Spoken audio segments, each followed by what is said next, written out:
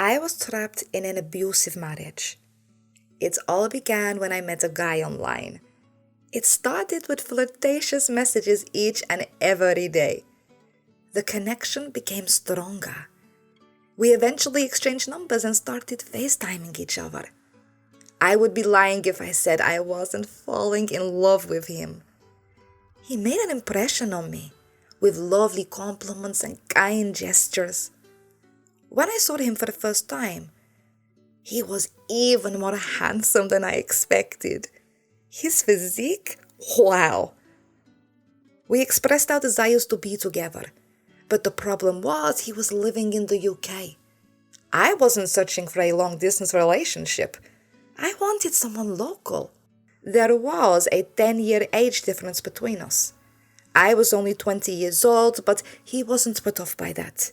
He was a property developer and he wanted me to come visit him in the UK. I told him that I couldn't because my family was depending on me.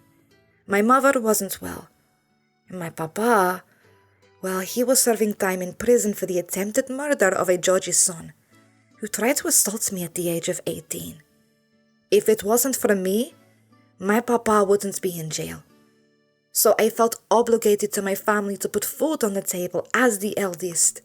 I studied law in school, and I was working as an apprentice for a small law firm. It didn't pay a lot, but it was enough to put food on the table. I wasn't surprised when he decided to come visit me in Lithuania. I introduced him to my family. My mother loved him. I got pregnant with his child, and we decided to get married and move to the UK. I was surprised to see how massive his house was. With an indoor swimming pool, he promised to support my family back in Lithuania and help me pursue my dreams of becoming a lawyer. It sounded good to me at the time, but now I feel trapped by it. From my experience, in life, there's always a price for everything. One evening, we had an argument over something silly. I called him an a-hole.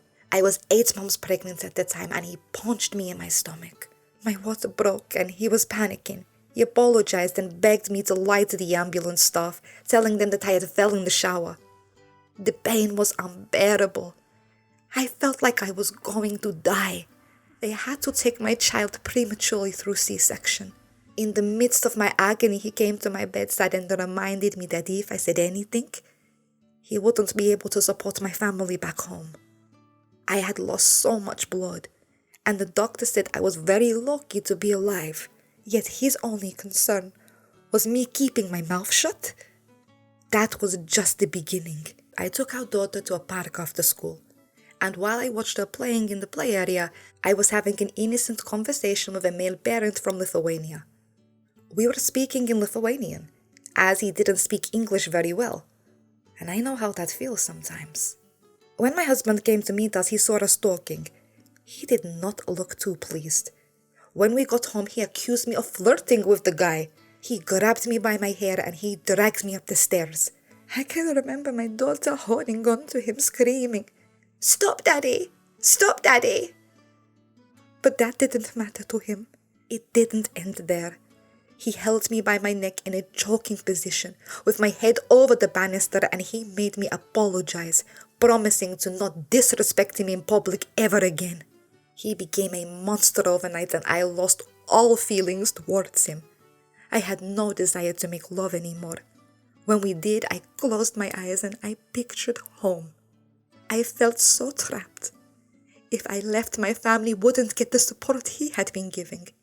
I had no family around to talk to, and the friends I had were his friends, whom I had met through him. I didn't know what to do. I was invited to an interview with a law firm to work as an apprentice, and he told me that I was forbidden to attend. He said I didn't need to work and sold me the dream, but it turned out to be a nightmare. I defied his order, and I went to the interview, and I ended up getting the job. I didn't know how to tell him, so I waited until he was on a lad's holiday weekend with his friends. When I told him, he wasn't happy at all. He said that when he got back that he would deal with me, and hung up the phone before I could say another word. I tried to call him back, but he didn't pick up. For that weekend, I was so scared.